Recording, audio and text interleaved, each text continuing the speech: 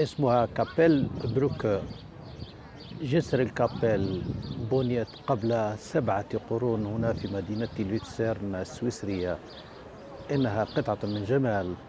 جسر على ضفافها وعلى حافته ورود، وفوق هذا النهر الجميل في هذه المدينة في قلب جبال الألب السويسرية.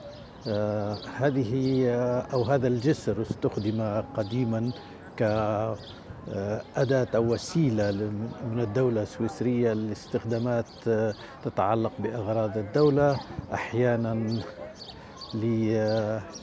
أشياء مثل خزينة المال، وأحيانا حتى لمد السجون بالمؤونة، وأحيانا لأغراض علمية، وأحيانا أخرى للأرشيف.